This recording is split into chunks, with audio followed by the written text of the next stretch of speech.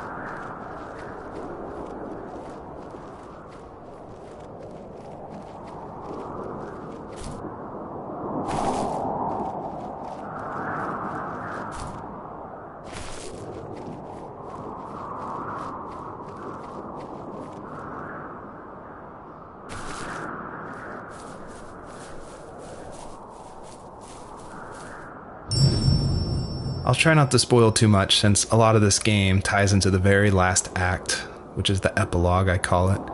But you'll notice there's lots of items around, and that's kind of what the first tree is about, is like exploring this land and trying to figure out why they're there, what they were used for, and it's kind of explained that this is a dream for Joseph, but it's something different, and it's not supposed to be like your average dream. It's supposed to be something a little deeper.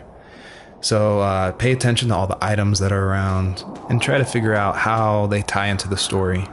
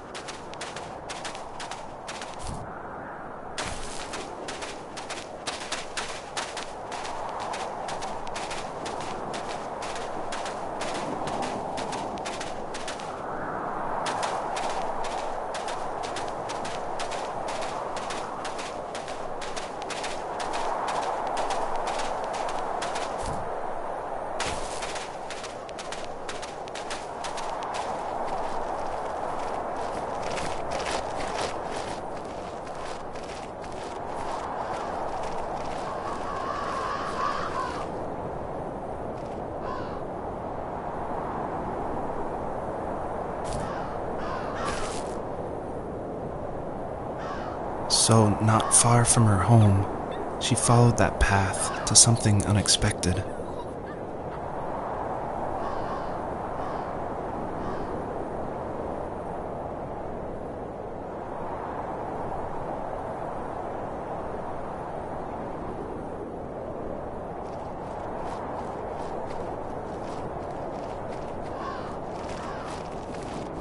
She couldn't stay, though.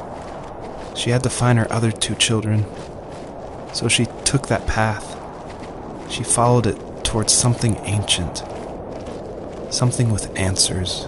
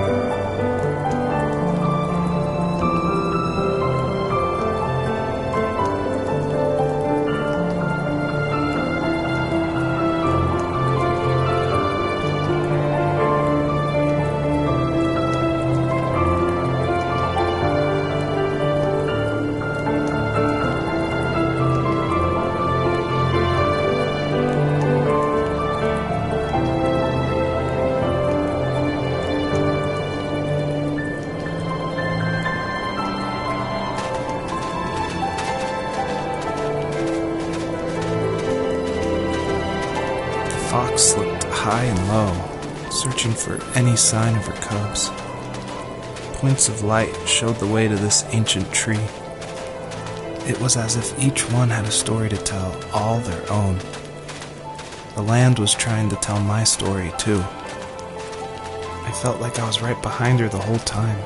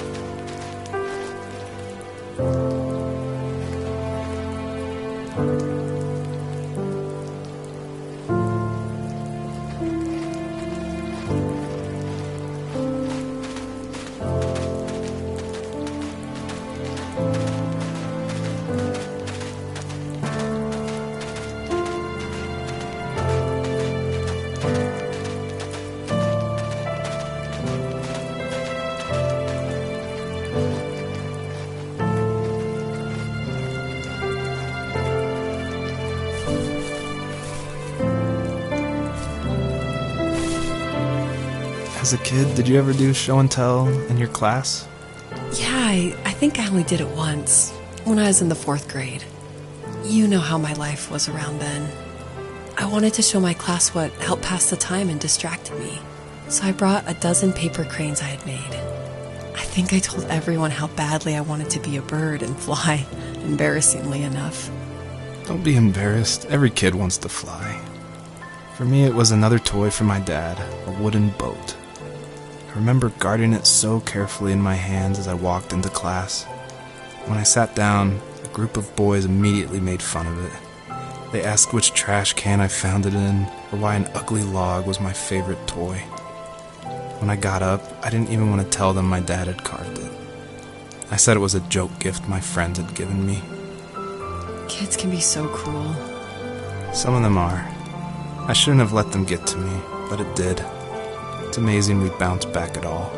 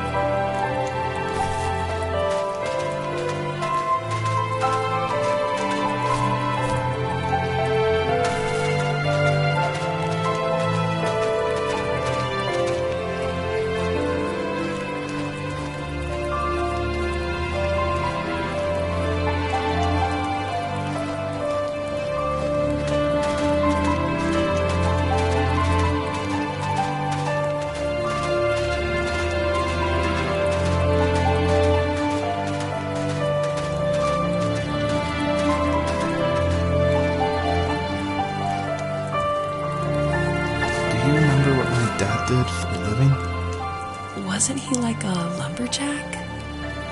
That's one way of putting it. If wood was a canvas, then a carving knife was his paintbrush. Even after working a 50-hour week, even after his hands were more splinters than skin, he would bring home the nicest piece of Alaskan weeping cedar and make me toys. That wooden train was the first toy I can remember, and I loved it. I just knew from a young age I was going to be a lumberjack, like my father.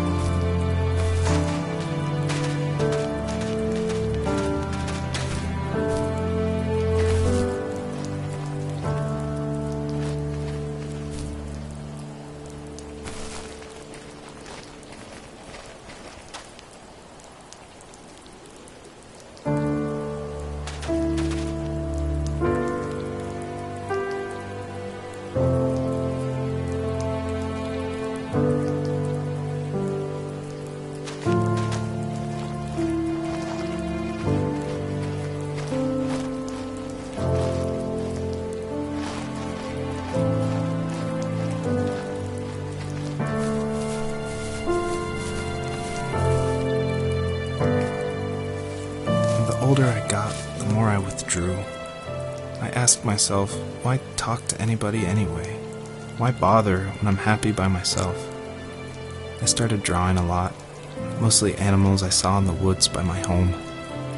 I then imagined designing my own hideouts with things like TVs and pantries full of chips and cookies. I think that idea of leaving home and drawing blueprints started my career. I found a lot of solace in that. I'm not surprised, but I did the same thing, you know? There's something special about having a place to call your own. And now look at us. Well, if you count renting in an overpriced city. It's as close as we can get for now.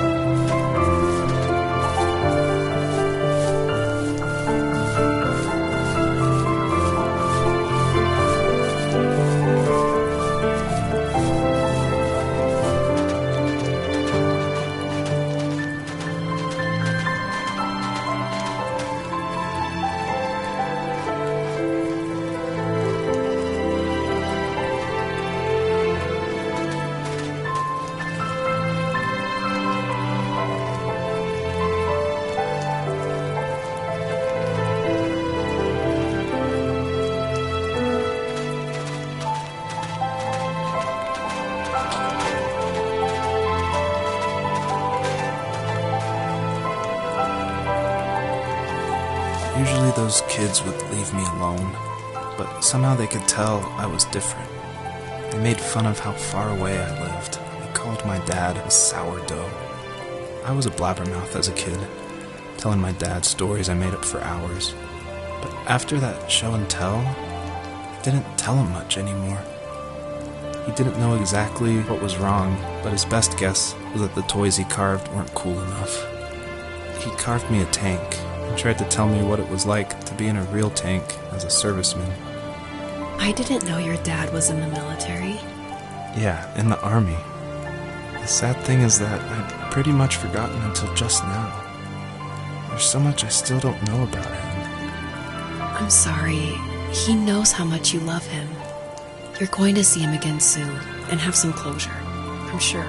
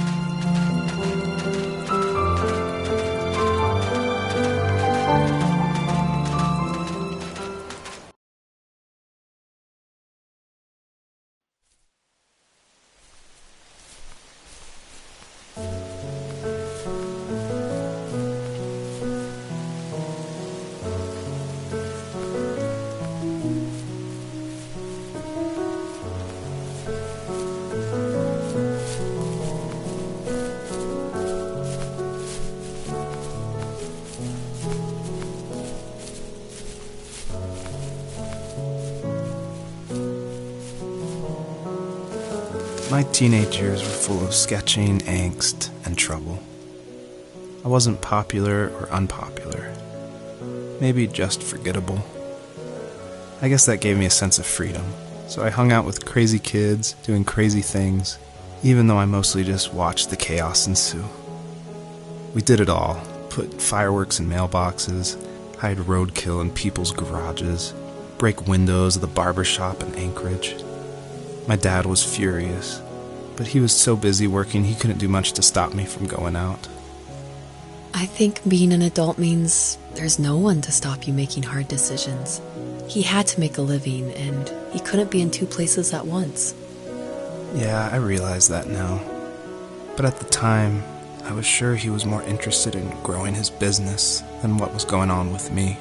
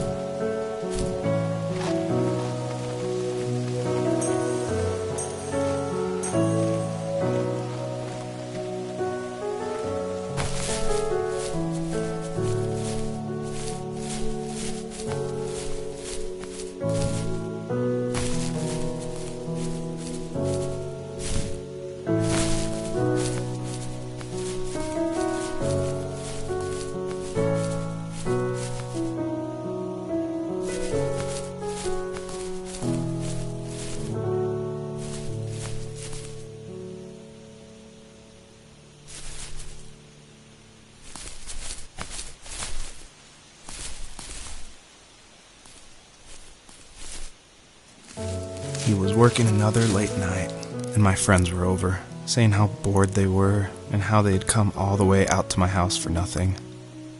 One of them mentioned how that old, ugly beyond belief truck was still in the garage, and how we should take it for a spin. I was only 15, so I kind of fought it for a while. The next thing I knew, we were careening around the mountain path, rocks spitting onto the sides of the cliff, while my dad's cringeworthy bluegrass blared out the speakers. I drove while my friends were in the back of that yellow and purple truck, throwing beer bottles and trash at anything remotely interesting. Felt like I was soaring in the air with borrowed wings. But all good things have endings. A cop outside of Eagle River pulled us over after he saw us in a bottle rocket into someone's yard. What followed was a long night of talking to disappointed adults and feeling smaller than ever.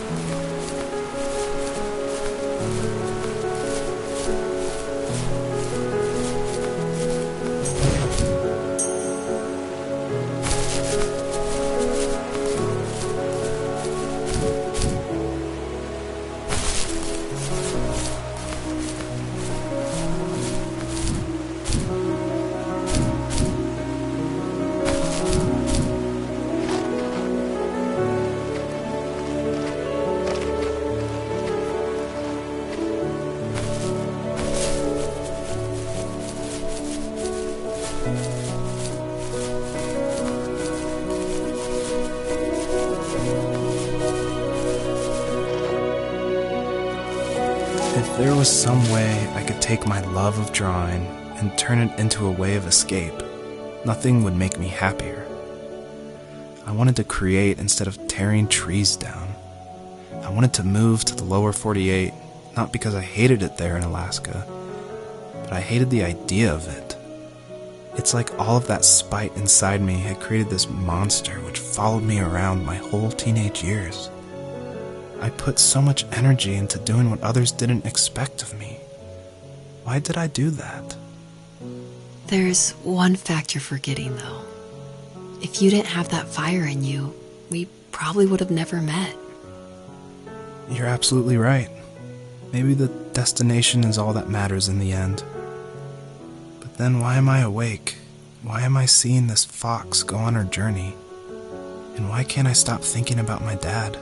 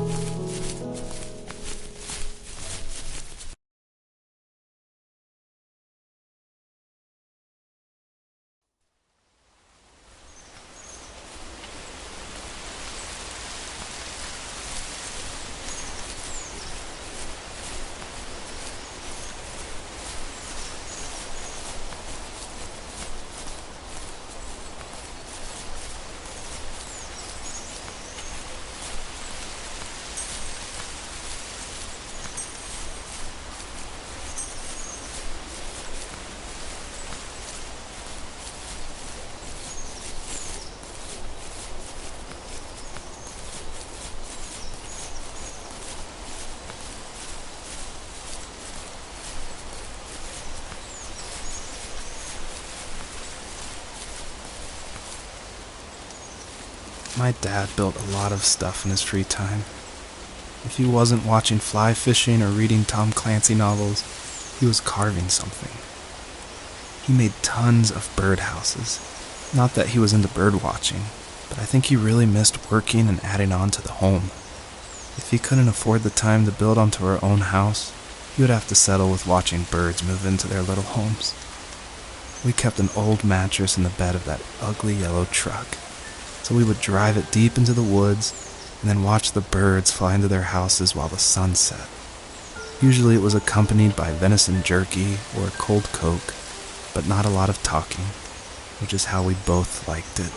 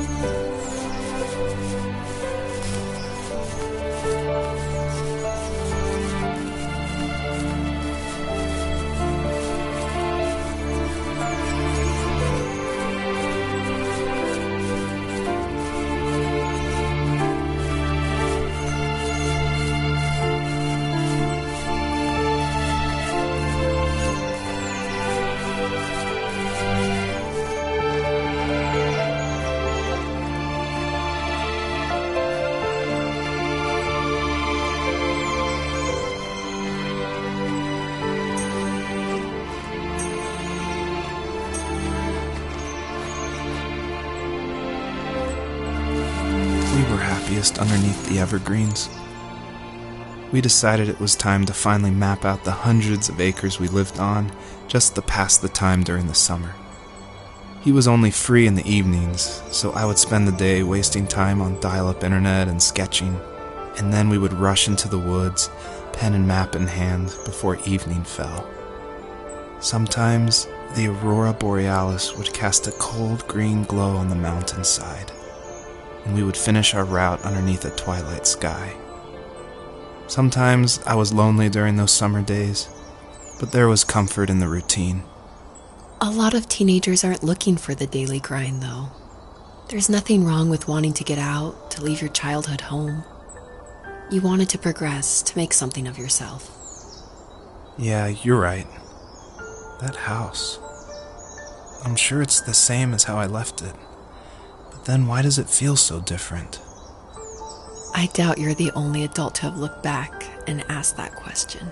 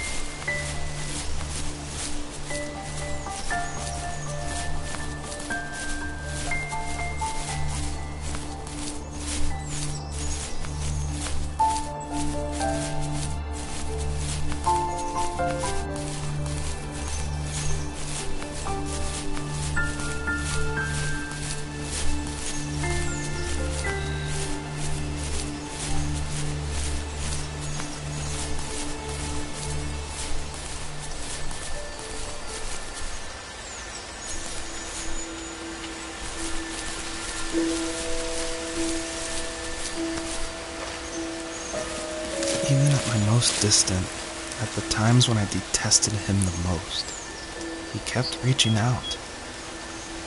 For a year straight, he asked me every week when we were going camping. I thought he was just dense. Eventually, to shut him up, I agreed. We carried out the worn lawn chairs from the garage and set up a cinder block campfire at the site we'd always used behind the house. We walked down the mountain path, talking in the warm sunshine we only got a couple months of the year. Those 3 obsidian rocks shimmered alongside the shore, almost like sparklers pressed against a dark window. I'll never forget that wet stone on my feet, or how those massive mountains looked even bigger in the lake's reflection. I felt small, but grateful. As the sun set, my dad found something I hadn't seen for a long time. The tree where I'd made my first carving when I was 6. I hadn't even carved it. My dad had helped me, but I still called it my tree. Something about seeing my name there made me open up, and we talked about everything that night in that old camouflage tent. I told him how much I loved sketching and design, and how it would be a dream to study architecture in Seattle.